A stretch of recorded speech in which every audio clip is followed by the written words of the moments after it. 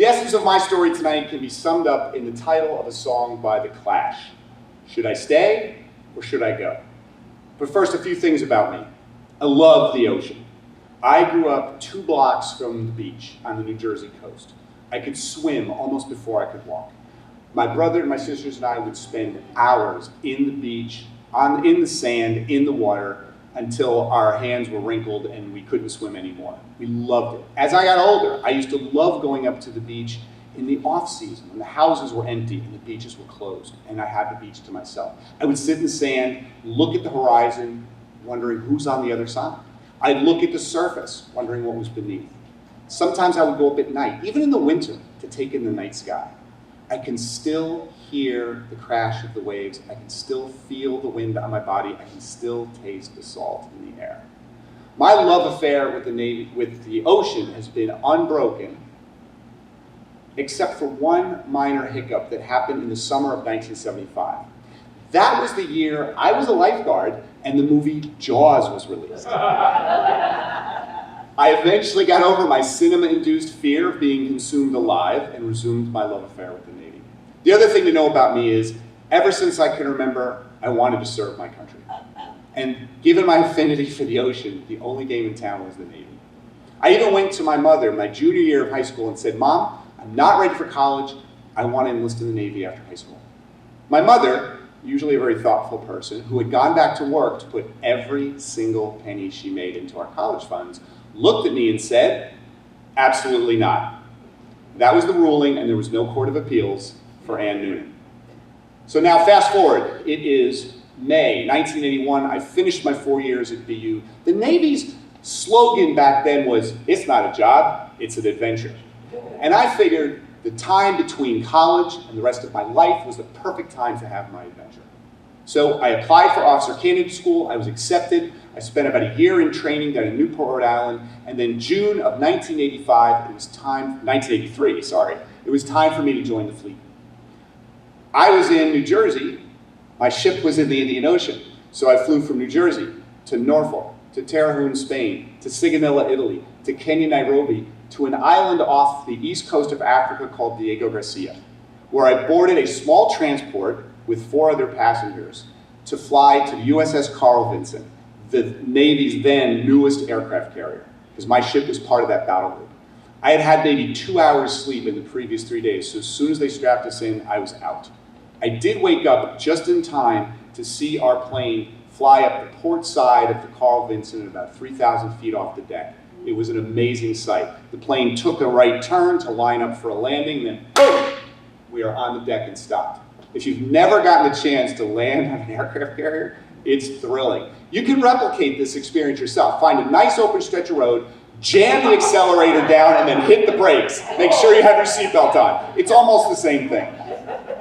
But my trip wasn't done yet. I still had to get to my ship. My ship was the USS Dahlgren. It was a guided missile destroyer, about 6,000 tons, 300 or 400 feet long, big for a destroyer, not big enough to land a helicopter on.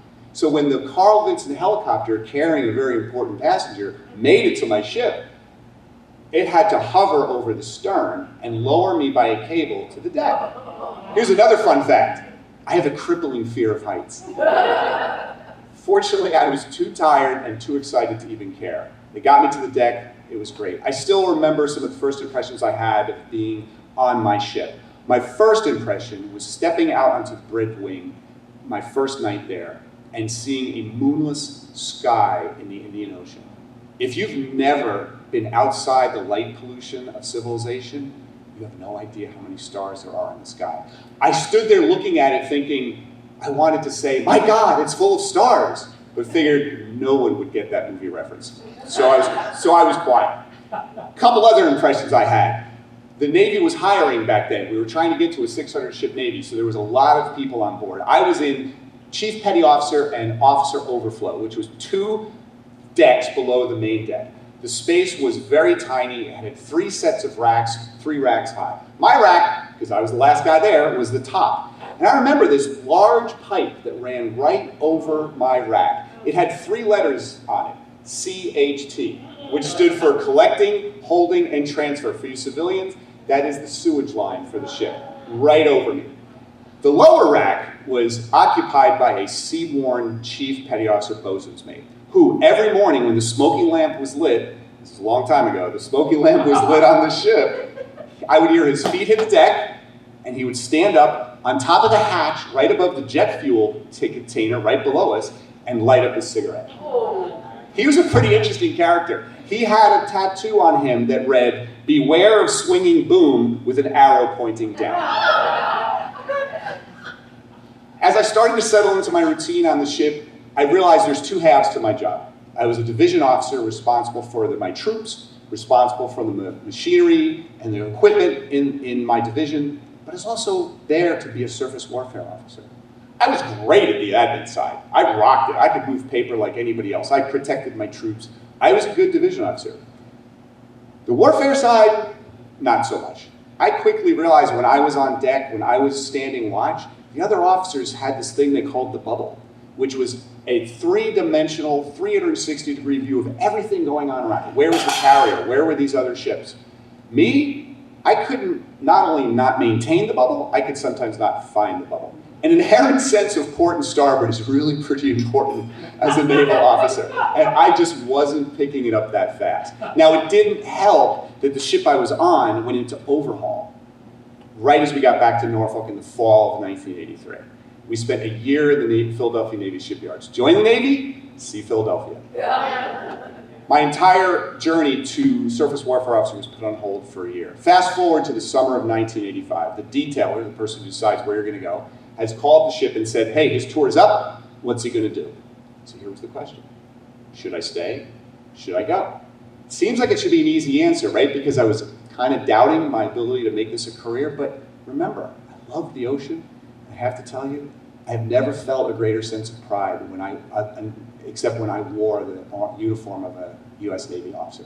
So it was not an easy decision. So I thought, let me think about this. We go down to Guantanamo Bay, or Gitmo, and we're there for what's called REFTRAD, refresher training. Navy loves the abbreviations. And our ship was out in the Caribbean, steaming alone, doing some exercises. And I had the con, which meant I was calling the orders to go left, right, full speed ahead, whatever. And for the sake of simplicity, say we were steaming a course of 000. For the civilians in the group, that's 12 noon on the face of a clock, okay? The captain decided he wanted to go to 040, which 2 p.m. on the face of the clock, right? I said, no problem, Captain. I cleared my bridge wings, made sure there were no other ships, called out to the helmsman. Helmsman, left standard rudder, come to course 040. The helmsman, being a good sailor, did not question the order, but he had a big smile on his face, and I immediately knew why as the ship started to make a long, laborious turn in the wrong direction. I was hoping the captain wouldn't notice. Of course he noticed. He called out, Mr. Noonan. I said, yes, sir. We seem to be taking the long way around to 040. What did I have to lose at that point? I said, yes, sir, we are. He just looked at me, shook his head, and looked away. Points to him for not reading me the riot act. That was it. The universe had spoken. You need to go. It's now January 31st, 1986. It's my last day in the Navy. I am on the quarterdeck of our ship, which is where you come and go on a Navy ship when it's in port. It's a cold, miserable day in Norfolk. The pier is surrounded in fog, which I thought perfect metaphor for me having no idea which direction my life was going to take. Saying goodbye to the other officers, I requested permission to leave the ship. I rendered honors to the flag for the last time in uniform. You would think, walking down the gangplank, I would have these really monumental thoughts about the next stage of my life. But remember, I'd spent a couple months thinking, should I stay or should I go? So if you really want to know what I was thinking when I walked onto the pier, headed away from my ship, looking for the next chapter in my life, where did I park my car? Thank you.